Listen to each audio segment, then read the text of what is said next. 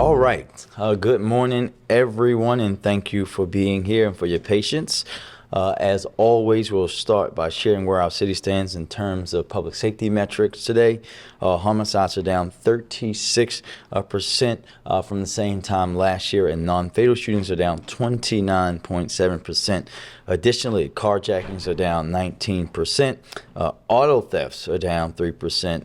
Total and violent crime is down 11% in Baltimore, and property crime is down 5%. That is, of course, on top of the historic reductions in violence that we saw in 2023. This is meaningful and important progress that we've seen. This decreases continue throughout the year. But there still remains a lot of work to do, and we'll remain focused on doing that each and every day with every single partner. Most importantly, our residents, those who are working in the community violence intervention ecosystem, our police department, our law enforcement partners, our legal partners, to make Baltimore a safer city each and every day. With that, I have been joined, and we have one major announcement to make. I'm joined, as you see, by our DPW Director, Khalil Zaid, and his team. This month, there will be several critical improvements made to our water bill payment systems, including a newly enhanced physical water bill and customer service self-service portal for our Baltimore City residents. These enhancements are designed with convenience and transparency in mind. This upgrade represents our commitment to providing water customers with a seamless, user-friendly experience while ensuring accurate and understandable billing information.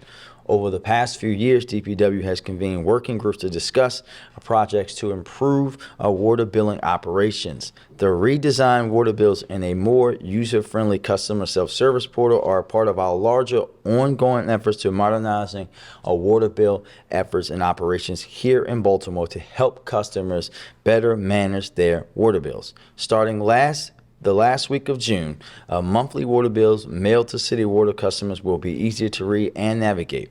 The self-service portal will be more user-friendly and easier to access. Here's what's in store for our city water customers. A user-friendly interface. The new billing portal features a new design that allows the user to easily update information, set preferences, make payments, and manage and monitor their water usage. And utility bills also will have a new look.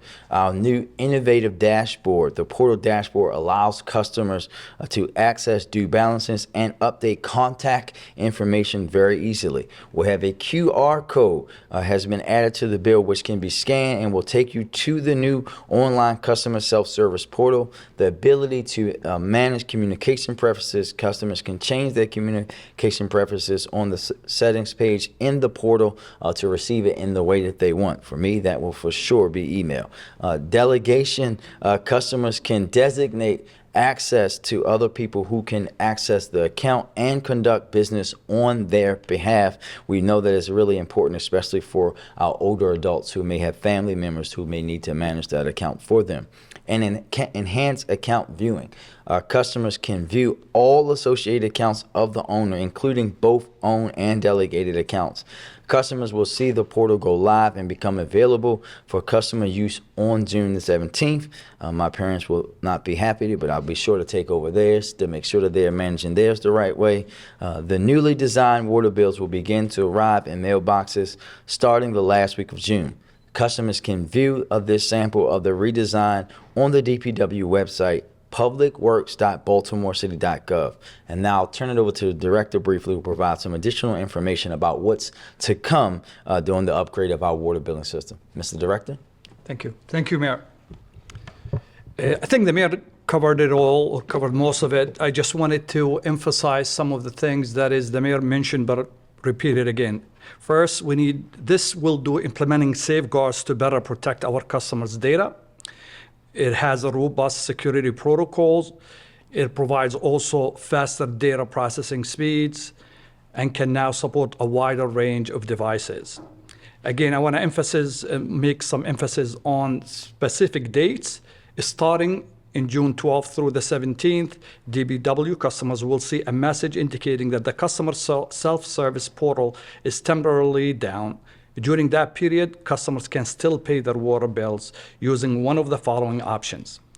In person at 200 Holiday Street, Baltimore, Maryland, Monday through Friday from 8:30 until 4:30.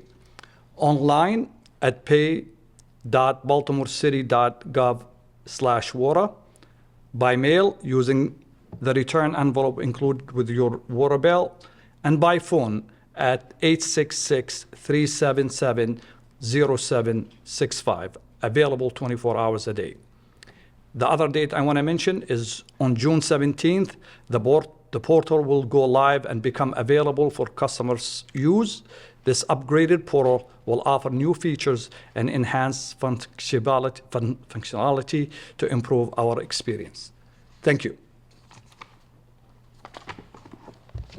Thank you, Mr. Director, and we will now take questions. I'll start. Emily in the back. Just a really quick question on that. Is that for city and county customers? This is just city. Just sit. Just city. Just city. Yes, ma'am.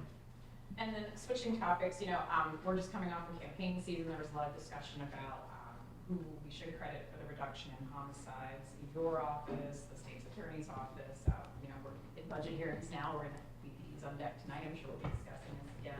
What about some of the grassroots community organizations that have been doing this work for years? Do they deserve some of these plaudits? Do you feel like they're being left behind in this discussion? Well, I don't. As you know, I lift them up every time. I say very loudly and very proudly that when you talk about the work that is happening in the community violence intervention work, that we've helped to expand and fund in ways that they haven't seen support before. But we wouldn't be here without We Are Us. We wouldn't be here without the Peace Team. We wouldn't be here without Tendaya Family. Look, those folks are doing great work, and this is what we consistently say. While I laid out the plan and the vision, and I, as the mayor, am ultimately going to be held responsible, right? We know that, not you, Emily, but some of your friends in the media ask me every day when we weren't meeting my 15% goal, why haven't we achieved it, right? It was ran on stations all day, every day. And the moment that we not only met that goal, we beat it, folks started to talk a different tune. But I, along the way, are going to consistently continue to uplift those people because, as you know, that's how I started, right? I ran a big nonviolence movement here in Baltimore City for years, and we know how important that work is when you're saving lives in moments where most people are going to be asleep, or saving lives in ways that you're putting yourself at risk. So we're going to consistently be lifting up those folks. And just to that note, because we actually lost someone last week who was a big part of that. One of my 300 Men March brothers, Nathan Pop Thomas, who just happens to be Erica Bridgeford's brother, died last week, and we'll all be honoring him as we continue through the work that happens each and every day. Given what we heard yesterday in court during the sentencing of Elliot Knox, I know some of the allegations, according to the state's attorney's office, were unsubstantiated during that investigation. But can you assure the people of Baltimore that there are not any current or past members of BGF employed by State Streets? I'll say this again. We are not going to respond to someone who clearly was going to say any and everything to not be known for what he is. He's a murderer. And for you to ask me to actually honor that person who murdered not one, but two people in cold blood about a question about my integrity and integrity of other folks, we're just not going to do that. He's a murderer. We know he lies. He lies consistently. Full stop. There are examples of other BGF members who have pled guilty, who have talked about their work as State Streets employees, so it's not just this allegation. I'll say this again, Mackenzie. For you to ask me to acknowledge a cold-blooded killer who said that I was a member of BGF, not only is disrespectful, quite frankly, it's quite racist. So don't do that. Next. Tyler. This question is more for DPW, since we have you here and we learned some new information about the lead pipe program. There was a new figure brought out, so the 229,000 private side lead service lines that we learned back in December. It sounds like that number is down to 177,000 now, but there have only been 2,400 customers that have done the self-survey. What's the explanation for that delta? That's my first question.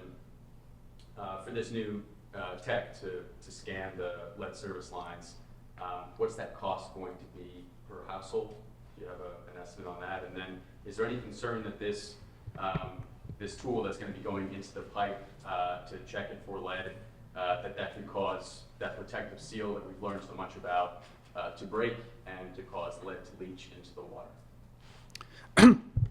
Let's answer the question about the cost. The cost roughly is going to be between $600 and $650 per household. And that will answer your first question. In terms of the technology has been approved. And so it's well respected and it's approved in the market at this point. And what is your first question? And then Delta. it used to be 229,000 private lead service lines that needed to be inspected. It sounds like from the BOE meeting, it's 177,000 now. How did we get that decrease? Record research since that time. Okay, so it's more regular research since the beginning of it. I think added to we got to that number at this point. Okay, does that mean actually inspecting some of these yourselves or some other way to? Okay, we can answer the question after. Thank you. Emily? Good morning. Good morning, Emily. Nick Mosby introduced an amendment to restructure the Board of Estimates a week or so ago. His proposal would change it to 3 members, the council president, the mayor, and the comptroller, which would reduce the mayoral power since it would remove 2 appointees. What do you think of this proposal? Well, listen, we've had this discussion for many years in Baltimore. I think what we have to be very mindful of, Emily, right now is that we also know we can't look at charter amendments as a one-off. When you have folks who are pushing charter amendments to reduce the city council, folks who push charter amendments to push term limits, who have funded super PACs that you wrote very eloquently about, who funded campaigns for folks who are try to take Baltimore in a different direction. When you know that there are folks who are pushing and funding charter amendments to do with this irresponsible way of reducing property taxes in Baltimore, where there is a responsible one on the table. We have to look at all of these and understand how they're very interconnected. And in today's world, realizing that this also, now the council president isn't doing this, but when you see what the other folks are pushing in and what they're pushing, all of these connected are very dangerous in the way of reducing black political power. And that's something that we have to be very concerned about. And I know the council president is concerned about, but we know that is always going to be a chief concern for us, especially when we're at the point now where the city is moving in a much better direction than we were in recent years. But we're always going to be looking to work with our council colleagues and seeing what comes up. Ultimately, if this goes and passes, then the voters will make that decision. And just a quick 2-parter. Council members McCray and Conway have said they'll hold oversight hearings regarding the opioid overdose death rate in Baltimore. And Councilman Conway says he's looking for ways to shift money within the budget during this budget season to fund more opioid services. Do you have a comment on both of those things? So I'll say we welcome the oversight. I will say this, that Councilwoman McCray has been talking about overdoses throughout this term, the same way that I have. I wish that many other folks were doing the same thing and not waiting until newspaper articles came out to start doing that. We look forward. We've laid out consistently, Emily, and we'll send to you all the things that we've stood up around overdoses here in Baltimore City. We're going to continue to do that great work while we go through the other processes that I know you know very well that we're undertaking right now in Baltimore City. Tashi? Though homicides and non-fatal shootings are down, as you said earlier, a number of Baltimore residents still don't feel safe. So what are you and your administration doing to improve people's perception? The perception has to be reality. And Tashi, what we're going to continue to do is drive down the numbers. And my challenge to you, and not to the Afro, but to media at large, is for the same vigor that we give anytime something goes bad, right? If homicides were up 36% in Baltimore City, it literally would be the leading story all day, every day. Why isn't it? that when they're down, that's not the case. It could be, right? We could be the model changer for the world, right? Where it's not that if it bleeds, it leads, right? It's about us showcasing consistently over and over again, while we have so much more work to do, how far we've come, especially when you're talking about publications like the one that you work for, who have a history of doing what you guys do, or telling stories that matter for our communities. We have to continue to do the work. That's the most important thing. We have to continue to drive it down. But we also, all of us who call Baltimore home and love Baltimore and work in Baltimore, have a responsibility to start to be our own narrative changers, because you can see that when you have the White House talking about Baltimore as the best example of how to reduce violence.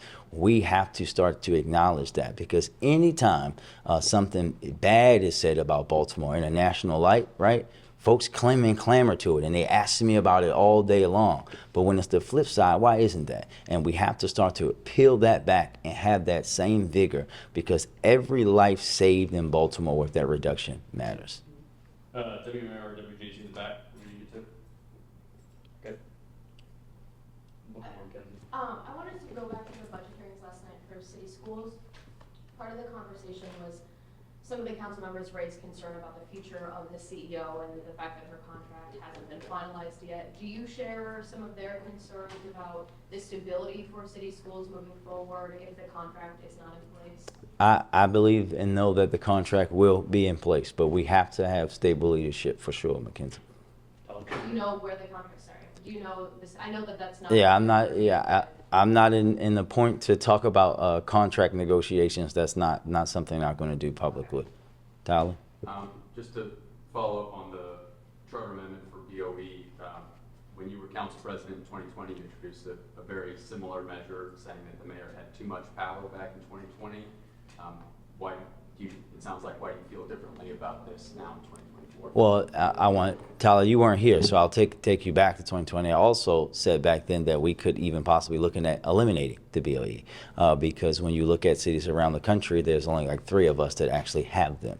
So this is about looking how we can better Baltimore's government. But again, you cannot take that one charter amendment that was introduced by the council president with very good intentions, and he is not trying to attack black political power by no means on its own. But when you look at these efforts by folks who are being funded by folks who don't live in Baltimore, right? Who are not from the city, who are trying to shrink political power in Baltimore, who are trying to attack the way that Baltimore's government is run. And quite frankly, if we're going to be open and honest, that's about who's running it and their ability to control them. We saw that with the primary election. We know that's what these folks are trying to do. We have to talk about those in all of that context. Thanks, everybody. Thank you.